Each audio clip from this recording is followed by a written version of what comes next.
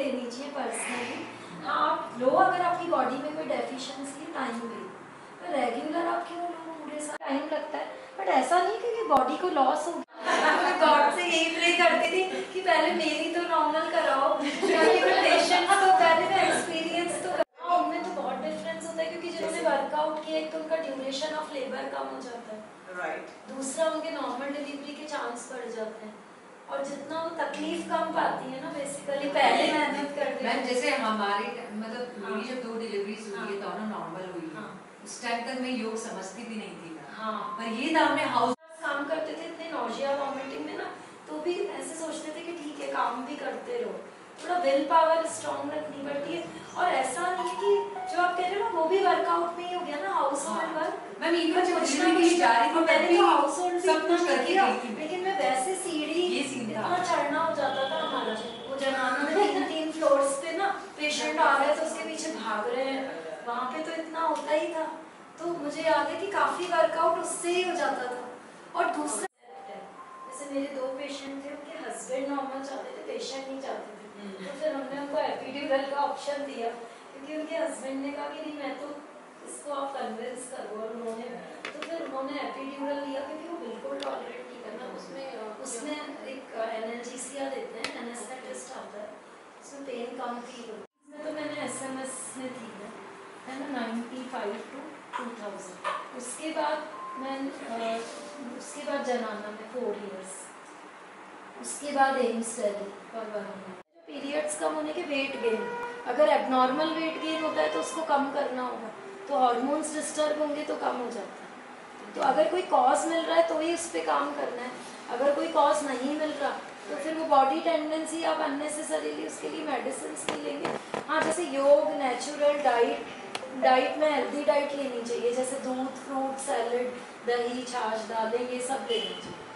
ठीक है, तो ये हुआ प्राइमरी डिस्मेनोरिया, जिसमें आप कोई भी आए तो पहले आप उसका रूल आउट कर लो कि कोई बीमारी तो नहीं, कल को उसके कोई बड़े है वो कम हो जाते हैं, क्योंकि वो मायोमेट्रियम जो यूट्रस की मसल्स है वो बढ़ जाते हैं, तो वो उतना फिर पेनफुल नहीं रहता बाद में। ये तो काफ़ी लोगों में देखा गया। पीरियड्स की क्वांटिटी एज के अकॉर्डिंग इस फील्ड में जाओगे तो आपको उनको ये गाइड करना है कि नॉर्मल पेन भी हो सकता है, ये प्राइमरी डिस्मेनोरिया सबसे ज़्यादा कॉमन है। जल्दी होने का क्या रीज़न है? जल्दी होने का आजकल एनवायरनमेंट चेंज हो रहा है ना, बहुत ज़्यादा एक्सपोजर हो रहा है सब चीज़ों का गर्ल्स में। और अगर 21 डेज से बिफोर आ रहे हैं पीरियड, जैसे फर्स्ट को आए और 18 को ही आ गए, और या फिर 35 के बाद आ रहे हैं, तो भी आपको डॉक्टर से कंसल्ट करना है। ठीक है, with in this range it is normal. अब मेंसेस के सेट से ऐसा कुछ होता है तो क्या क्या टेस्ट करवाने हैं और मुझे कैसे कैसे ध्यान रखा। हाँ आज हमारी सब कुछ नॉर्मल था, इतनी सारी प्रॉब्लम्स होती है मुझे आज पता चला। नॉलेज गेन हुआ। ये सब सुनने के बाद, गर्भ संस्कार का सुनने के बाद सोच रही हूँ सेकंड करूँगी। अभी तक तो कैंसर का बच्चे की हालत करके देख के तो कैंसर कर चुकी थी, पर गर्भ संस्कार जो है मेरे को लगता है कि वुमन हेल्थ पे गर्ल्स के लिए एक इंट्रैक्शन बहुत कम होता है, जो गर्ल्स को वो चीज़ें पता होनी चाहिए। मैं वैसे साइंस की स्टूडेंट हूँ, मुझे पता है, लेकिन फिर भी मेरे माइंड में बहुत चीज़ें होती हैं, बहुत से क्वेश्चन। तो मैंने मैम का पहले भी एक सेशन अटेंड किया था, ये बहुत अच्छे से मतलब उसको आंसर करती हैं, और आज भी मुझे मेरा हर बार मतलब नॉलेज बढ़ाई है। नेचर सेम है ना, इसकी कोऑर्डिनेट। अच्छा वाइब्स मैच होनी चाहिए लाइफ में, अगर हमारी वाइफ्स बहुत मैच करती है।